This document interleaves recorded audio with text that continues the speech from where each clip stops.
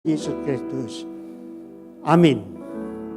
Shalom saudara-saudara. Tuhan berkati baik yang ada di tempat ini maupun yang lagi ikut live streaming. Ya, luar biasa. Saudara setia, saudara masih datang untuk ibadah, itu sudah jadi berkat yang luar biasa bagi hidup Anda, gitu ya. Dalam kondisi yang demikian ini. Makanya kenapa judul yang pagi ini saya akan sampaikan adalah kembalilah jadi terang, gitu ya. Karena memang luar biasa dalam belakangan ini karena proses-proses, karena keadaan-keadaan yang dan situasi-situasi yang membuat perubahan-perubahan yang sangat luar biasa. Ya. Untuk itu mari saya ajak saudara untuk kita akan belajar bersama kebenaran firman ini supaya kita tahu sebenarnya cara kerja Tuhan itu seperti apa. Apakah sesuai dengan yang kita kehendaki, ya? Apakah memang Tuhan punya caranya yang lain? Pastilah Tuhan punya caranya yang lain. Nah, kita yang akan belajar supaya hal-hal yang membuat kita jadi lemah, menjadi kita ini, itu ada banyak sebabnya. Karenanya saya ajak saudara untuk lihat di Efesus. Ya, Efesus 5. Saudara lihat di layar. Ya. Efesus 5 ayat 6. Perhatikan, janganlah kamu disesatkan orang dengan kata-kata yang hampa. Karena hal-hal yang demikian mendatangkan murka Allah atas orang-orang durhaka. Sebab itu janganlah kamu berkawan dengan mereka. Memang dahulu kamu adalah kegelapan, tetapi sekarang kamu adalah terang di dalam Tuhan. Ya, sebab itu hiduplah sebagai anak-anak terang. Nah, penting bagi saudara, bagi kita semua, kita harus ngerti. Sekarang ini di ayat 6 itu dibilang, janganlah kamu disesatkan oleh kata. Sekarang itu bukan ini ya, bukan sesuatu ini. Ini memang benar-benar hasil survei. Jadi sekarang itu orang lebih seneng berita hoax. Berita hoax itu digoreng terus, malah itu yang jadi populer. Malah jadi satu kesenangannya luar biasa. Padahal itu sangat banyak menyesatkan orang, terutama orang-orang yang percaya. Makanya dibilang jauhlah dari dia, jauhlah dari mereka itu. Artinya nggak usah dengarkanlah seperti itu gitu loh. Makanya kita harus bisa membedakan antara hoax dan bukan gitu loh. Kesiannya hoax-hoaxnya itu kenanya ke gereja, kenanya ke hamba Tuhan gitu loh. Ya, kesian sekali. Ya, hamba Tuhan yang nggak ada apa-apa dibikin lah seolah-olah berbuat yang nggak benar lah, atau gereja lah dianggap nggak benar. Saya rasa sudah cukup, sudah 2 tahun ini kejadian ini terus berlanjut gitu loh. Mari kita lihat kebenaran-kebenaran firman Tuhan. Jadi inilah yang jadi masalah ya. Selanjutnya yang mempengaruhi pikiran semua orang, terutama umat Tuhan sendiri.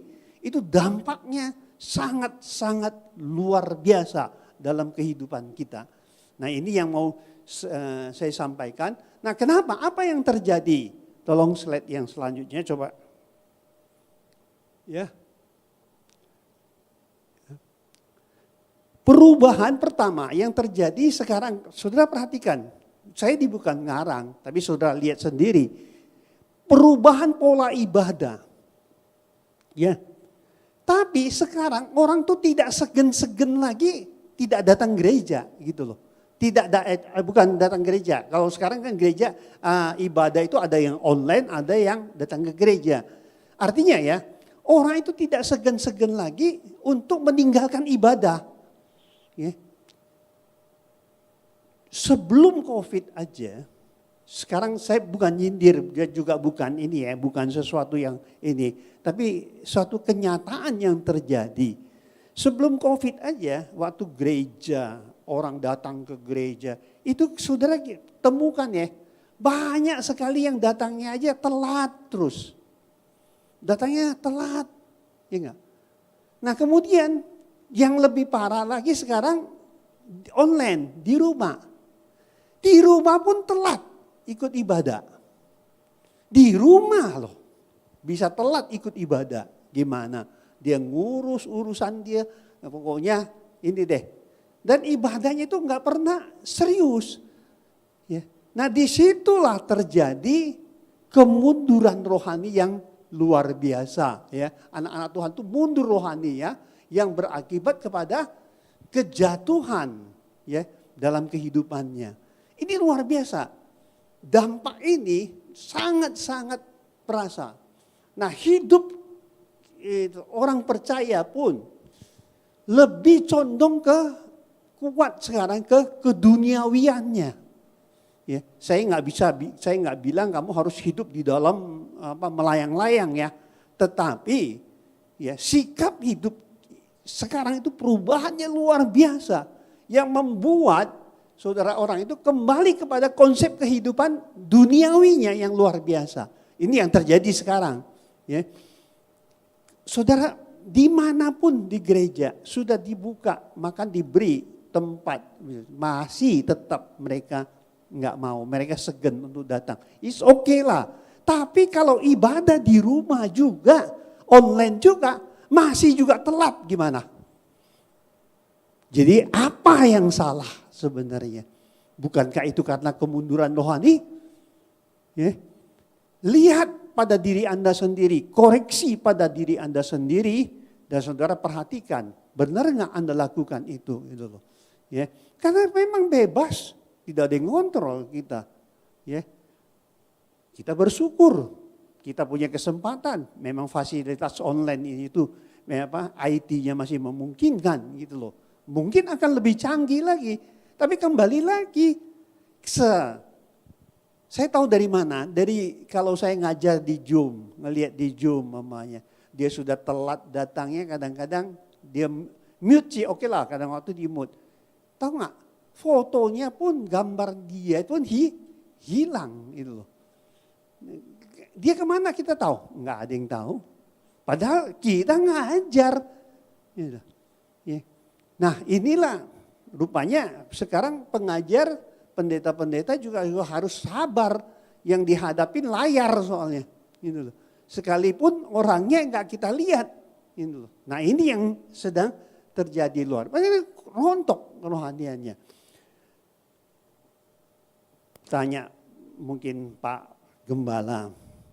Pak Gembala ini kan mulainya pelayanan bukan langsung jadi pendeta. Langsung jadi ini. Dulu kami, saya, mungkin Pak Gembala juga, ya semua pelayan-pelayan yang sekarang sudah jadi pendeta, kami dulu melayani semangat banget. Dulu kita semangat, kita dapat apa? Enggak ada apa-apa. Cuman hanya semangatnya yang luar biasa untuk melayani. Nah sekarang coba lihat, semangat pelayanan itu rontok pelan-pelan habis semua. Apa penyebabnya? Ya. Nah, kita belajar dari semua itu yang terjadi, itu kejadian-kejadian yang sangat luar biasa yang mempengaruhi hidup kerohanian kita semua dan iman kita juga. Itu luar biasa pengaruhnya. Karena itulah ya. Apa penyebabnya? Kita yang mau tahu gitu loh. Kadang-kadang kan begini, selalu kita ingin menghadapi sesuatu itu, ya, mengharapkan sesuatu itu adalah sesuatu yang sangat instan gitu loh. Ya, coba slide selanjutnya. Saudara kalau perhatikan, Yesus kenapa ditolak sama orang Yahudi? Orang Yahudi tidak terima dia. Kenapa? Awalnya kan begini, mereka percaya Mesias itu akan datang untuk menolong mereka. Tetapi yang mereka harapkan adalah Mesias-Mesias yang berbentuk punya kekuatan yang luar biasa, ya, yang seorang yang perkasa, raja yang luar biasa gitu loh, ya. Yang dia harapkan dari Yesus, dari Mesias mereka itu seperti itu. Makanya sampai sekarang ditunggu-tunggu nggak pernah ada kan. Ya.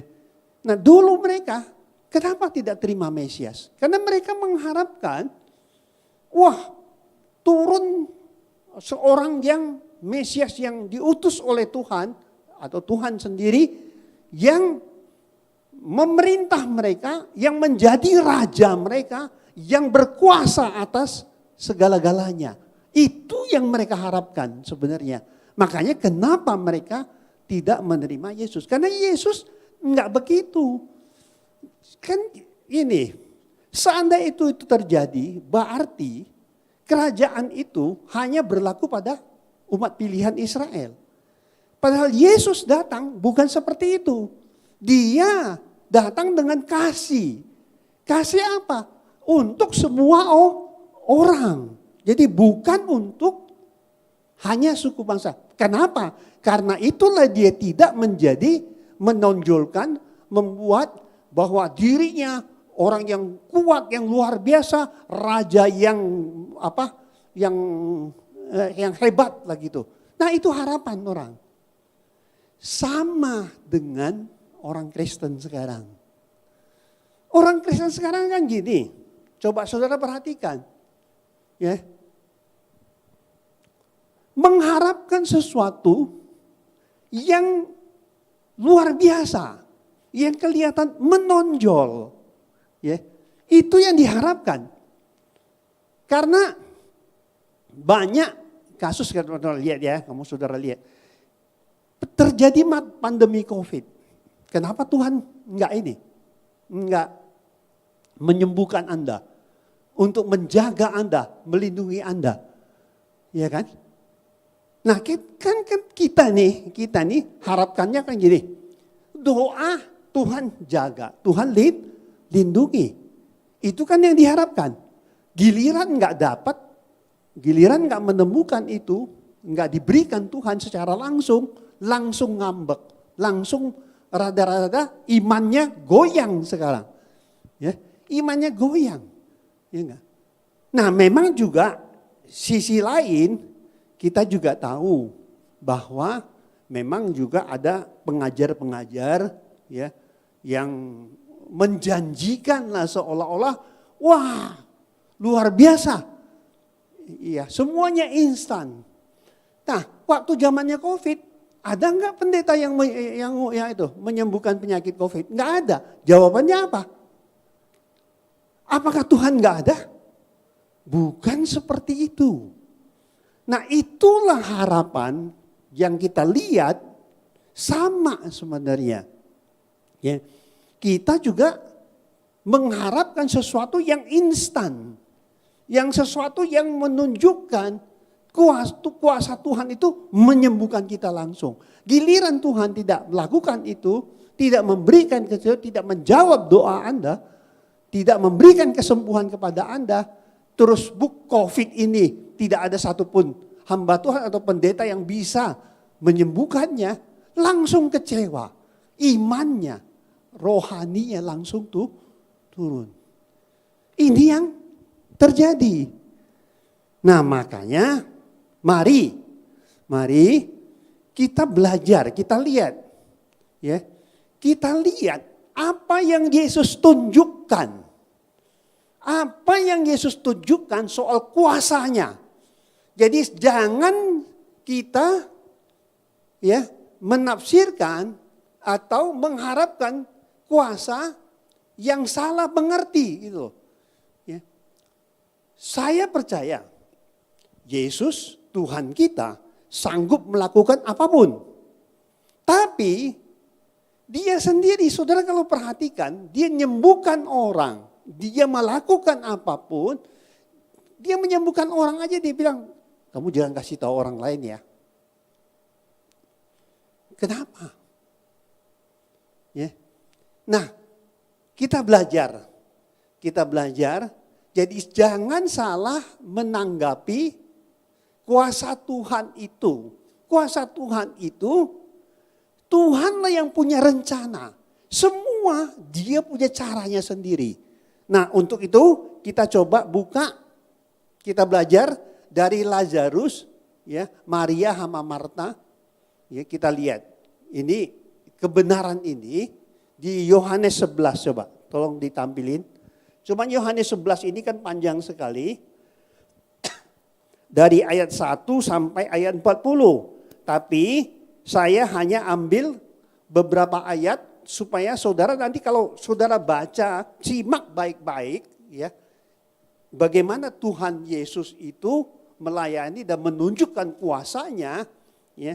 Di sini saudara harus belajar, harus baca dari ayat 1 sampai ayat 40-an gitu ya. Nah, tapi bagaimanapun coba kita lihat, kita buka dari ayat, saya bacakan dari ayat 3. Ya, dari ayat 3. Yohanes 11 ayat 3, tolong sudah ada di layar, sudah perhatikan ayat 3. Dan Lazarus yang sakit itu adalah saudaranya kedua perempuan itu, mengirim kabar kepada Yesus, Tuhan, dia yang engkau kasihi sakit. Dia yang engkau kasihi sakit. Ya.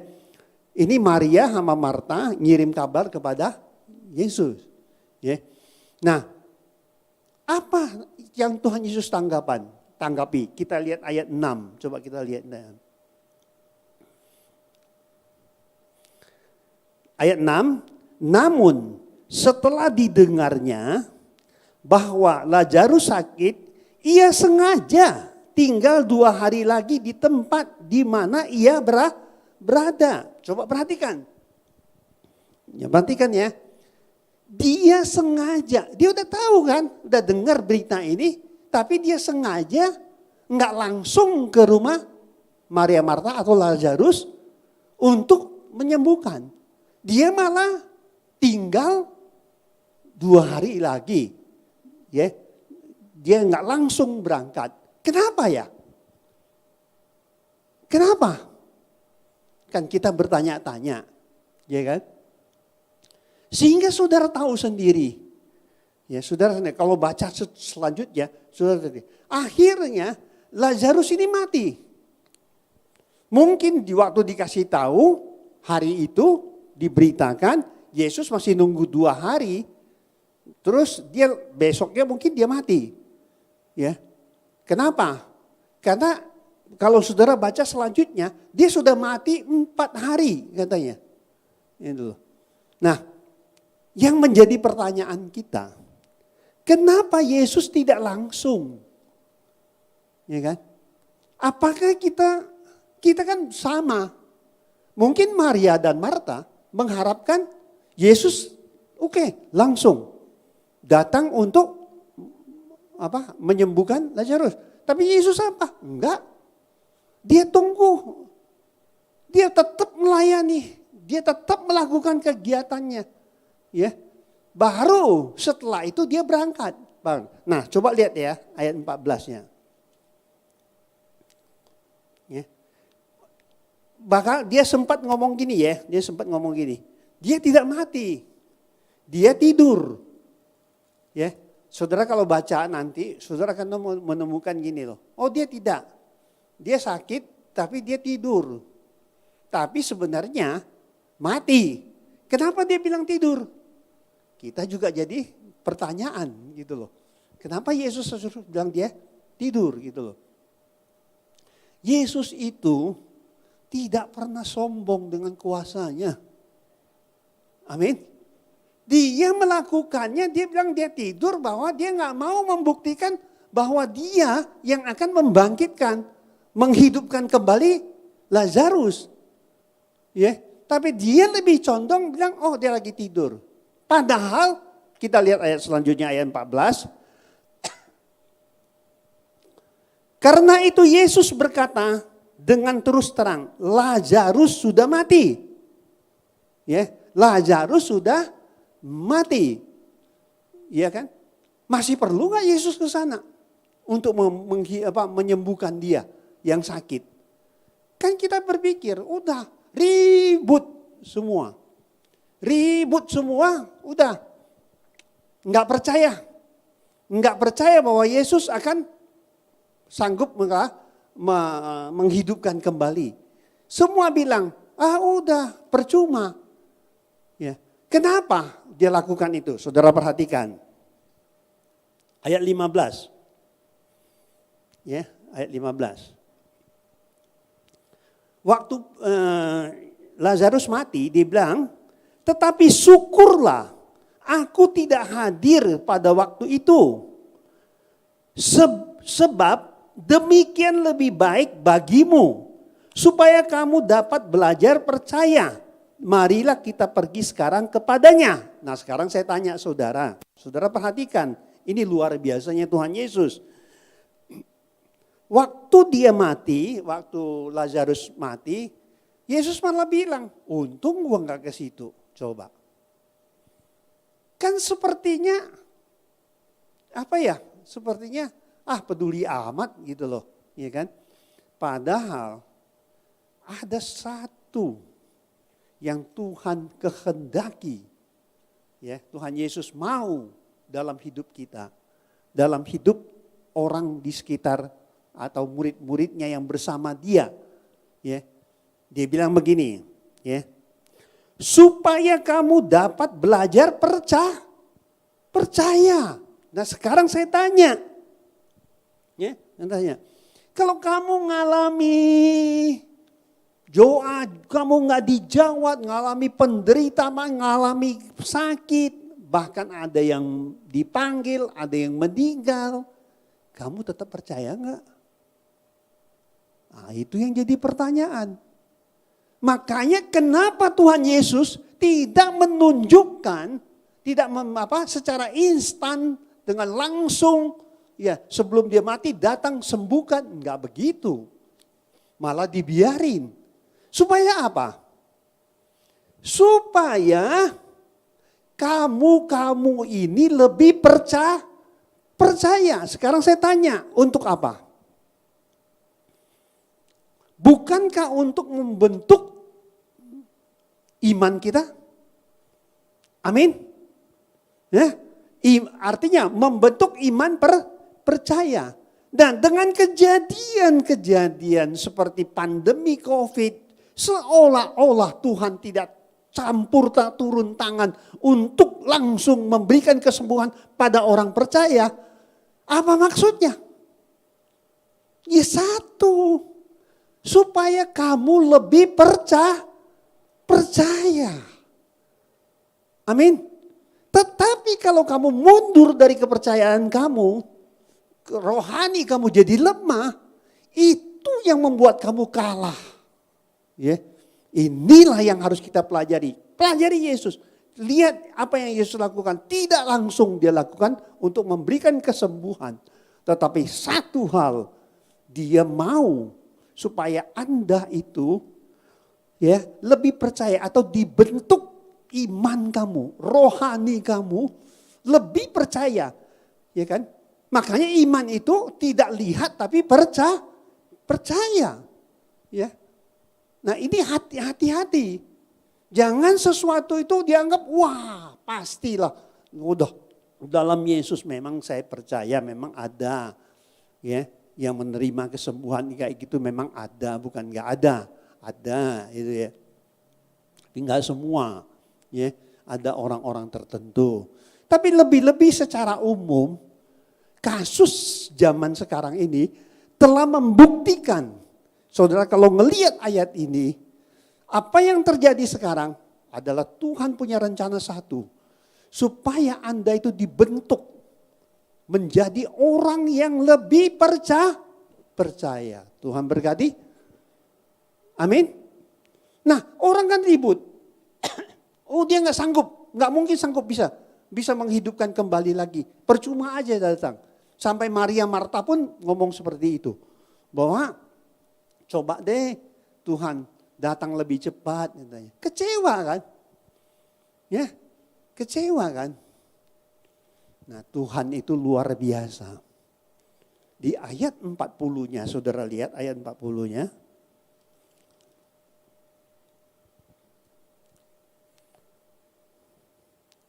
Perhatikan. Jawab Yesus, bukankah sudah kukatakan kepadamu, jikalau engkau percaya, engkau akan melihat kemuliaan Allah. Tuhan berkati. Amin. Jadi apapun yang terjadi, jangan sekali-sekali kita menyalahkan Tuhan. Justru kita yang harus ngoreksi diri kita sendiri. Ya, cepat sekali kita ambil keputusan bahwa yang disalahkan pendeta lah, gereja lah. Padahal enggak seperti itu. Yang jelas Tuhan menghendaki Anda supaya Anda itu dibentuk, ya, dan Anda menjadi orang yang lebih kuat dalam iman, percaya Anda kepada Tuhan dan mengandalkan Tuhan. Tuhan berkati. Amin. Silakan baca kalau saya salah, ya. Bacanya dari ayat 1 sampai habis. Sampai dia membangkitkan kembali si Lazarus tadi. Tujuannya suatu, makanya kenapa kita tuh selalu dari zaman dulu sebenarnya, dari zaman bangsa Israel sebagai umat pilihan aja mengharapkan Mesias itu luar biasa perkasanya, ya, kuasanya untuk nunjukkan kepada mereka. Waktu tidak ditunjukkan mereka kecewa. Demikian juga kita ngalami pandemi COVID, kita enggak mengalami, kita tidak melihat sesuatu mujizat, sesuatu kuasa Tuhan yang bisa menyembuhkan kita, bisa membereskan segala masalah kita. Yang ada apa? Kita jadi kecewa. Ya, iman kita jadi lemah, kita jadi mundur. Ya, nggak mau lagi ibadah, nggak mau lagi ke gereja, malas pergi ke gereja. Dan inilah, ya, inilah kenapa saya kasih judul, jadilah terang. Kembali jadi terang. Amin. Ya. Nah, karena gini ya. Coba saudara buka Yesaya 55. Yesaya 55 ayat 7 dan 8. Ada.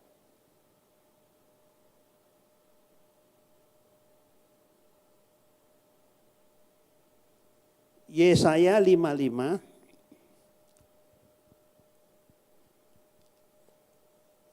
ayat 7 dan 8. Demikian firman Tuhan. Perhatikan.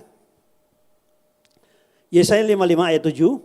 Baiklah, orang fasik meninggalkan jalannya dan orang jahat meninggalkan rancangannya. Baiklah, ia kembali kepada Tuhan, maka dia akan mengasihinya. Dianya itu huruf besar, bahwa Tuhan akan mengasihinya. Dan kepada Allah kita, sebab ia memberi pengampunan dengan limpahnya. Sebab, perhatikan 8, sebab rancanganku bukanlah rancanganmu dan jalanmu bukanlah jalanku.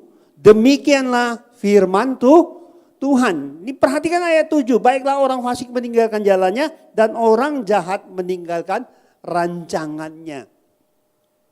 Dengan mundurnya rohani kita, bahkan kita sudah seperti orang fasik.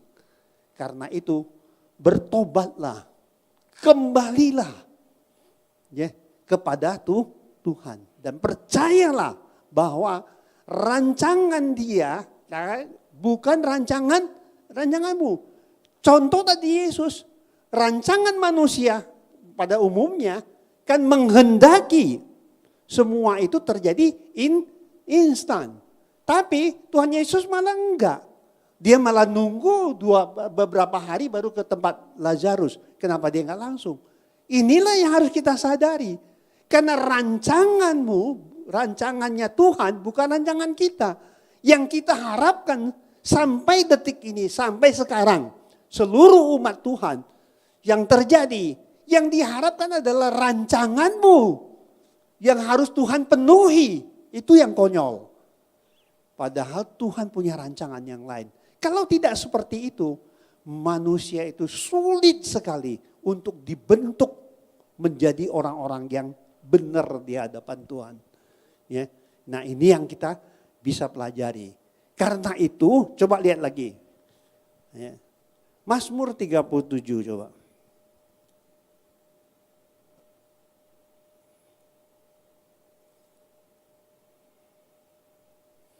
Mazmur 37 ayat 3, 4, 5. Perhatikan.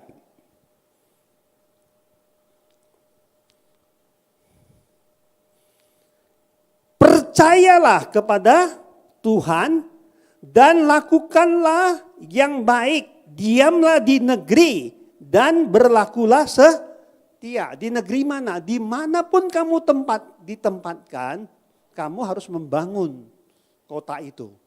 Nanti baca Yeremia 29 ayat 7. Ya. Percayalah kepada Tuhan dan lakukanlah yang baik. Diamlah di negeri dan berlakulah setia. Perhatikan lagi 4. Dan bergembiralah karena Tuhan, maka Ia akan memberikan kepadamu apa yang diinginkan hatimu. Ya, tetaplah bersukacita. Amin. Itu yang Tuhan kehendaki bagi kita, semua kita yang percaya. Ayat 5, perhatikan lagi ayat 5. Serahkanlah hidupmu kepada Tuhan dan percayalah kepadanya dan Ia akan bertindak. Kalau kamu makin lemah, makin iman kamu makin, kepercayaan kamu makin hilang, inilah yang membuat Tuhan itu supaya kamu kembali. Ya, kembalilah jadi terang. Kembalilah jadi berkat. Ya, di sini serahkanlah hidupmu kepada Tuhan dan percayalah kepadanya dan Ia akan bertindak. Gitu ya. Nah, sungguh Tuhan itu mengasihi saudara. Justru kita itu diberi kesempatan untuk dibentuk terus sampai mencapai ya kesempurnaan tadi gitu loh. Memang tidak gampang. Karena manusia itu memiliki free will yang luar biasa ya dalam hidupnya. Nah, saran saya, mari kita tetap bersemangat. Terutama dalam ibadah. Dalam iman percaya kamu. Ya, kalau enggak, kamu akan lemah, hilang. Ya. Lama-lama kamu ini. Kamu enggak percaya lagi apa yang Tuhan bakal lakukan buat kamu. Untuk kamu semuanya. Nah, inilah yang harus kita benar-benar pahami kehendak Tuhan bagi kehidupan. Ingat, jangan cepat kecewa. Bukan rancanganmu yang Tuhan harus ikutin.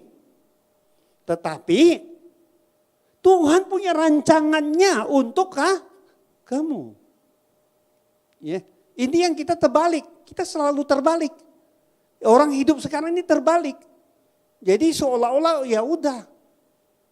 Apa yang kamu mau, kamu minta. Seolah-olah kamu paling dekat sama Tuhan. Terus kamu bisa ngatur dia lagi. Waduh, saya bilang. Enggak seperti itu kayak gitu loh. Dan ingat, Tuhan punya rancangan yang luar biasa. Nah, kita lihat ayat-ayat terakhir. Mari kita buka Ibrani. Ibrani 10. Ibrani 10 ayat 24 coba. Ibrani ayat 10 ayat 24. Dan marilah kita saling memperhatikan supaya kita saling mendorong dalam kasih dan dalam pekerjaan baik. Ya, ditambah lagi ini dalam pekerjaan baik. Janganlah kita menjauhkan diri dari pertemuan-pertemuan ibadah kita. Perhatikan ya. Seperti biasanya, seperti dibiasakan oleh beberapa orang, tetapi marilah kita saling menasehati dan semakin giat melakukannya menjelang hari Tuhan yang mendekat. Saya tidak artinya saya bukan yang menghimbau Anda, tapi memang firman Tuhan itu menghendaki Anda untuk saling memperingati satu dengan yang lain. Jangan lagi dengar hoax-hoax yang tidak benar, ya. Tetapi kembalilah kita saling memperingatkan, saling membangun sama kita. Ajak mereka kembali lagi ke gereja kamu, kembali lagi ibadah. Amin. Itu yang penting. Saya nggak tahu kamu komunitasnya apa, tapi saya percaya ya, Tuhan menghendaki Anda untuk lebih rajin beribadah. Ya. Gara-gara pandemi ini luar biasa dampaknya. Ya. Enggak kekontrol kan sekarang. Siapa yang tahu Kak yang di online? Ya, saya bukan nyindir, tapi siapa yang tahu yang di online dia ibadah apa enggak? Memang enak sih, bisa sambil ngopi, bisa sambil makan, bener gak? Matiin aja kameranya. Matiin kamera, makan, ya gak dengerin suaranya. Gak salah kan? Ya kan? Tetapi, kamu menghormati Tuhan apa tidak? Hormat enggak sama Tuhan? Nah kalau gereja sudah, kalau memang punya waktu, punya ini, datanglah ikut ibadah tatap muka gitu. Bukan saya ngomong, saudara lihat, saudara perhatikan sendiri gitu loh. Sekalipun IT itu mendukung untuk Anda melakukan pertemuan. Ya contoh yang jauh bisa berkumpul untuk itu. Itu bagus sekali. Ya, bagus sekali. Ya, tapi dalam ibadah minggu yang saya lihat ini, yang saya perhatikan, yang justru ditinggalkan itu ibadah minggu. Orang sadar tidak sadar, berubahlah dalam cara kamu untuk dekat kepada Tuhan. Bukan makin jauh, ingat. Menjelang hari Tuhan, Tuhan itu ingin Anda itu tetap akrab bersamanya. Tuhan berkati. Amin. Ya. Nah, itu yang bisa saya sampaikan. Mari kita tundukkan kepala kita.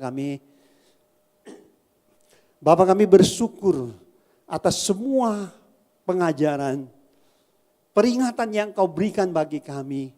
Tidak terbatas siapapun termasuk hamba-Mu ini. Hamba bersyukur atas segala kebaikan-Mu.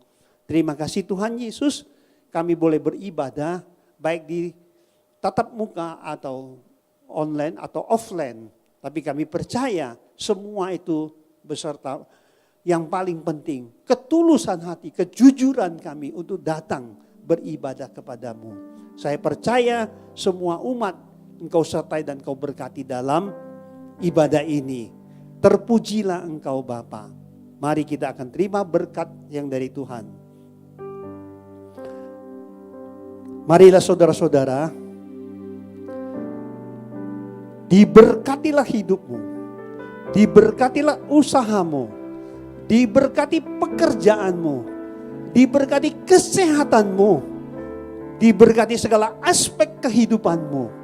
Berkat damai sejahtera yang berlimpah-limpah dari Allah Bapa, beserta kasih karunia Tuhan Yesus Kristus dan persekutuan yang indah dengan Roh Kudus menyertai saudara-saudara sekalian dari sekarang sampai selama-lamanya. Mari kita yang percaya katakan amin. Terima kasih Yesusku, terima kasih Yesusku, puji syukur hanya bagi Tuhan.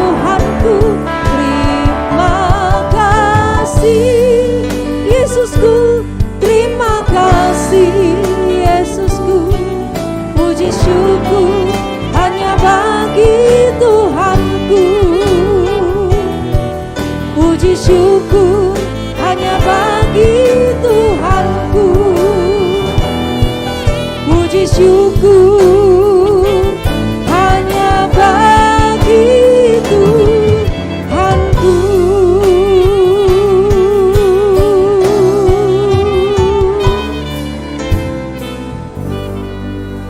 Selamat berhari Minggu, Tuhan Yesus memberkati.